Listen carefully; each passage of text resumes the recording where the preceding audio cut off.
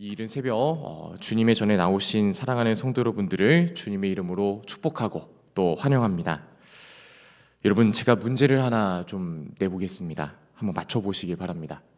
여러분, 건물 곳곳에 있지만 우리 눈에 띄지 않는 것이 있는데요. 이것은 과연 무엇일까요? 네, 새벽이라 피곤하시죠? 네, 여러분 옆을 보시면은 빛나는 등이 하나씩 있는 것을 좀 보게 되실 텐데요. 바로 비상구 안내등이 우리 눈에 잘 띄지 않지만 꼭 필요한 때에는 이것이 눈에 보이게 되어집니다. 여러분, 생각해보면 사람들이 머무는 곳곳에 꼭 2층만 아니더라도 1층, 2층, 3층에 이르기까지 이 모든 등이 존재합니다. 물론 평소에는 우리가 그렇게 이 비상등을 의식하며 살아가지는 않습니다. 그런데 이 비상등이 꼭 필요한 때가 있는데 어느 때일까요, 여러분? 새벽에 필요한가요?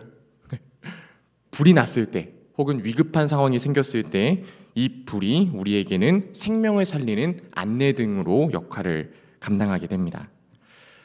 여러분, 우리의 인생에도 이처럼 갑작스러운 암흑, 갑작스러운 어둠이 찾아올 때가 있습니다. 정말 사방이 꽉 막힌 것 같고 어디로 가야 할지 알 수 없는 그런 고난과 위기의 밤을 만날 때가 있다라는 것이죠. 바로 그때 우리에게 가장 간절해지는 것은 과연 무엇일까요? 이러한 비상등과 같이 이러한 어둠 속에서도 나의 생명을 구원하는 그 길을 찾는 게 우리에게 가장 급선무인 일입니다.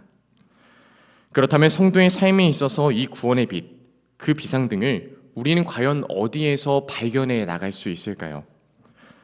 오늘 이 새벽 가운데 우리는 사방이 정말 어둠처럼 깔리고 그 어둠 속에서 헤매야만 했던 한 사람에 대한 인생을 돌아보며 이 질문에 대한 답을 함께 찾아보려고 합니다. 절망의 자리 가운데 하나님께서 감추어 두신 이 비상등은 과연 어디에 있는지 함께 말씀을 통해 확인하고 우리의 삶 속에서도 이러한 비상등으로 내시는 우리 하나님의 은혜를 함께 찾아볼 수 있길 간절히 소망합니다. 여러분, 앞선 본문에서 사울은 다윗에게 창을 던지기도 했고 왕의 사이가 되는 자리를 이용해서 그를 블레셋 사람의 손에 죽게끔 만들고자 하였습니다. 그런데 이러한 일이 잘 풀리지 않자 사울은 이러한 모습보다 한 단계 더 나쁘게 발전하여서 더 악하게 흘러가는 모습으로 그를 죽이고자 합니다. 우리 본문 말씀 1절을 함께 한 목소리로 봉독해 보겠습니다. 사울이 그의 아들 요나단과 그의 모든 신하에게 다윗을 죽이라 말하였더니 아멘. 여러분, 앞선 상황에서 사울은 그래도 어느 정도는 자신의 그 악한 의도를 숨기려고는 했습니다. 그런데 이제는 전혀 숨길 생각조차 보이지 않습니다. 이제 대놓고 공개적으로 자신의 아들 요나단 그리고 자신의 모든 신하들에게 다음과 같이 이야기합니다. 다윗을 죽이라. 그는 하나님께서 맡기신 왕의 자리를 자신의 권력을 지키기 위한 도구로 사용하면서 아들과 모든 신하에게 다윗을 죽이다라고 명령을 한 겁니다. 하나님의 뜻을 통해 이스라엘을 통치해야 되는 이 왕이 하나님의 뜻을 완전히 거슬러서 하나님의 사람인 다윗을 이 국가의 권력을 통해 죽이겠다라고 그렇게 공식적으로 선언하고 있는 겁니다. 여러분, 우리는 이 장면을 통해서 다음과 같은 영적인 교훈을 깨닫게 됩니다. 하나님이 함께 하신다라고 해서 우리 삶에 존재하는 모든 고난과 아픔의 현실이 완전히 다 배제되지는 않는다라는 사실입니다. 분명 하나님이 다윗과 함께 하셨지만 사울의 위협 자체는 사라지지 않았습니다. 그가 분명 더 지혜롭게 행하였다라고도 했고 그가 더 사람들에게 인정받게 되었다라고 해서 이 모든 문제가 끝나지는 않았다라는 것이죠. 오히려 그 이후의 상황을 보게 되면 다윗을 향한 이 사울의 괴롭힘은 더 노골적이고 더 공개적인 방식으로 다윗을 향하여 다가오게 되었습니다. 여러분, 하나님의 뜻 안에 우리가 걸어간다 할지라도 때로는 우리를 향한 공격이 더 거세질 수 있고 또 우리의 상황이 더 어두워질 수도 있습니다. 그렇다면 이런 질문이 우리 안에 떠오르게 됩니다. 그러면 하나님과 내가 동행하는 것이 도대체 내게 무슨 유익이 있느냐라고 우리는 그렇게 물을 수 있겠죠. 그러나 여러분, 우리가 이 가운데서 분명하게 깨달아야 되는 사실이 한 가지 더 있는데, 실제하는 위험, 그것이 내 인생 가운데 더 커졌다라고 해서 우리를 도우시는 하나님의 역사가 약화되는 것은 결코 아니다라는 사실입니다. 우리는 이어지는 본문의 구조를 통해 그러한 사실을 분명하게 확인하게 됩니다. 사울의 공개적인 살해 명령으로 인해서 이 다윗의 인생에는 정말 크나큰 어둠이 자리하게 됐죠. 그런데 바로 그때 하나님은 우리가 전혀 예상하지 못한 부분에서 다윗을 살리실 첫 번째 비상등을 켜주고 계십니다. 바로 사울의 아들이자 앞서 다윗과 생명의 언약을 맺었던 이 요나단을 주님이 친히 들어 사용해 주신 겁니다. 본문 2절에 보면 요나단은 다윗에게 아버지 사울 이 계획을 미리 알려주면서 그가 들에 숨어 있어야 된다라고 이야기하고 있습니다. 그리고 여기서 요나단은 멈추지 않고요. 4절과 5절에 이르러서는 아버지 사울 앞에 이 다윗을 변호하기까지 합니다. 우리 4절과 5절 말씀 함께 한 목소리로 봉독해 보겠습니다. 요나단이 그의 아버지 사울에게 다윗을 칭찬하여 이르되 원하건대 왕은 시나 다윗에게 범죄하지 마옵소서. 그는 왕께 득죄하지 아니하였고 그가 왕께 행한 일은 심히 선함이니이다. 그가 자기 생명을 아끼지 아니하고 블레셋 사람을 죽였고 여호와께서는 온 이스라엘을 위하여 큰 구원을 이루셨으므로 왕이 이를 보고 기뻐하셨거늘 어찌 까닭 없이 다윗을 죽여 무죄한 피를 흘려 범죄하려 하시나이까. 아멘.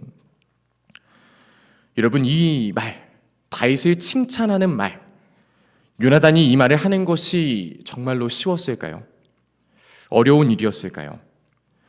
사울이 살기를 머금고 다윗을 죽이려고 달려들고 있는 그런 상황임을 요나단도 분명히 알고 있었을 겁니다. 그런 왕 앞에서 아무리 내가 사랑하는 자, 이 다윗을 변호하고 칭찬한다는 것은 분명 요나단 자신에게도 너무나도 큰 위험을 감수해야만 하는 일이었습니다. 요나단은 이 가운데 그래도 하나님이 원하시는 뜻을 분별하고 그 일을 행하게 되어집니다. 그는 다윗이 죄 없는 사람이다 라고 말했고 다윗이 오히려 왕과 이스라엘을 위하여서 선한 일을 하였다라고 그렇게 증언하고 있습니다. 여러분, 하나님은 다윗을 위해 이미 준비해 두신 이 언약의 사람, 이 요나단의 용기 있는 입술을 통하여서 다윗이 피할 첫 번째 길을 열어주셨던 겁니다. 놀랍게도 하나님은 요나단의 이 말을 사용하셔서 사울의 마음을 잠시나마 돌이킬 수 있게, 그 마음을 진정시킬 수 있게 도와주십니다. 본문 6절에 보면 사울은 요나단의 말을 듣고 여호와께서 살아계심을 두고 맹세하거니와 그가 죽임을 당하지 아니하리라 라고 말하고 있습니다. 그리고 7절 말씀을 보면 다윗이 다시금 사울 앞에 전과 같이 있을 수 있게 되었다라고 이야기합니다. 여러분, 우리도 사방이 꽉 막힌 상황을 맞이하게 되면 쉽게 이렇게 생각합니다. 이제는 내 편이 없겠구나. 지금 내게 닥쳐온 이 일을 나 혼자서 감당해야 되겠구나라고 하는 두려움이 찾아오게 됩니다. 그러나 여러분, 분명하게 기억하시길 바랍니다.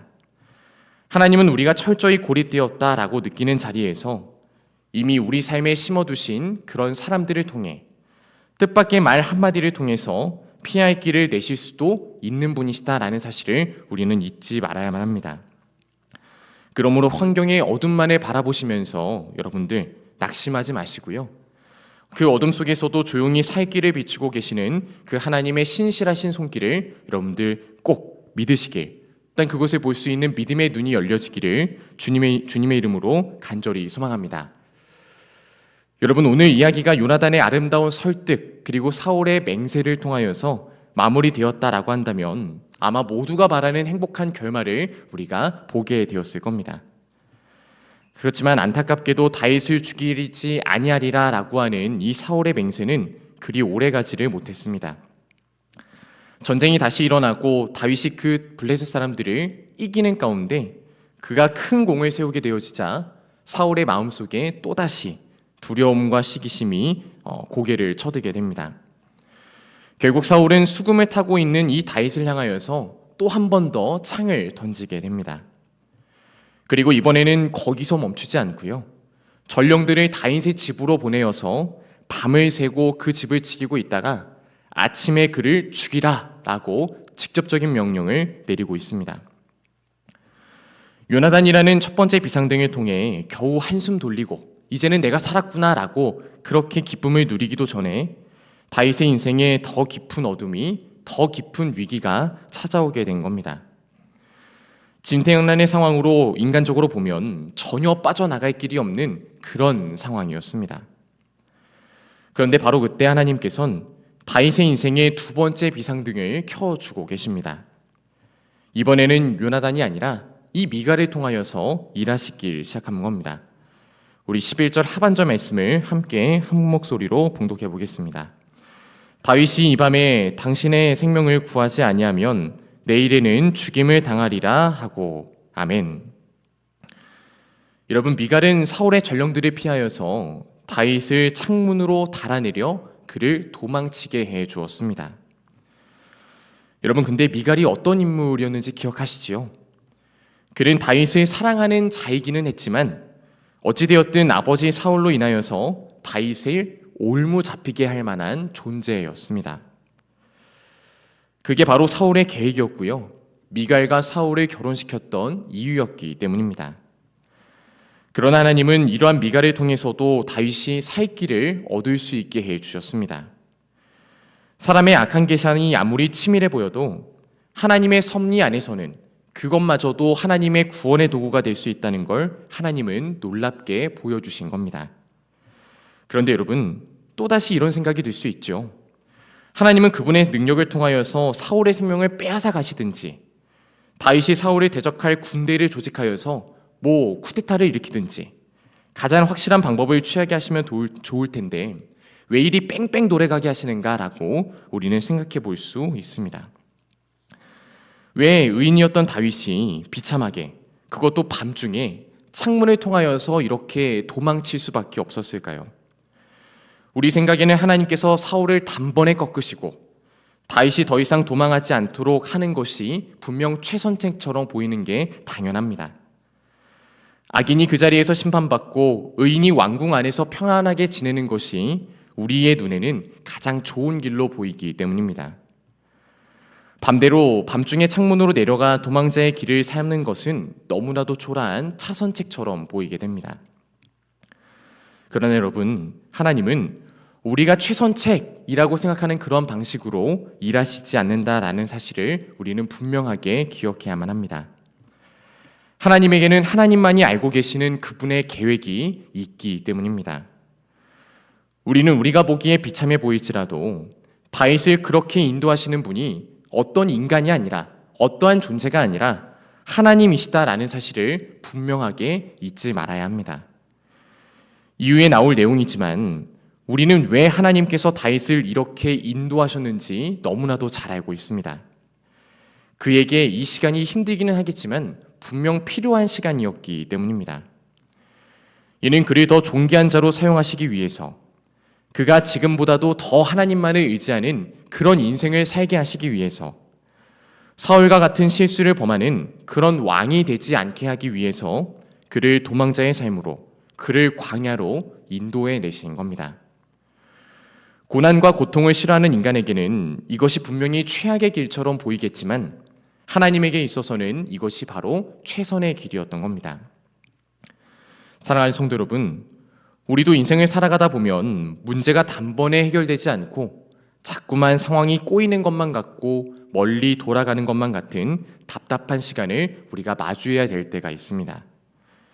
내 생각에는 이 문제가 당장 해결되고 나를 힘들게 하는 환경이 다 무너지는 게 최선책인 것 같은데 하나님이 자꾸만 나를 외로운 광야, 외로운 자리로 나를 인도해 주시는 것 같은 것처럼 느끼는 때가 있습니다.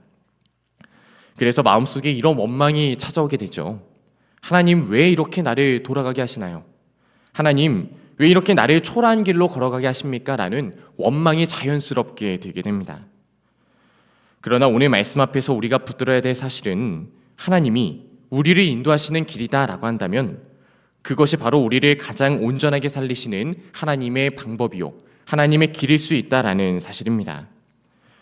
사울의 시기심도, 미갈을 이용하였던 그 악한 계획도, 다윗을 광야로 밀어내는 것처럼 보였던 그 모든 순간도 하나님의 손 안에선 다윗을 빚어나가시는, 다윗에게 베풀어 주시는 은혜의 순간이었습니다. 바라기는 여러분들 삶에 내가 원하는 방식, 내가 원하는 방법으로 구원의 길이 열리지 않는다 할지라도 여러분들 낙심하지 마시기를 주님의 이름으로 간절히 소망합니다.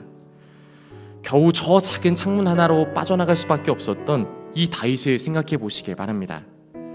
그 절박한 순간 속에서 그래도 그가 도망칠 수 있었고, 그래도 하나님이 인도하셨기에 그는 믿음을 가지고서 이 길을 걸어 나갈 수 있었습니다.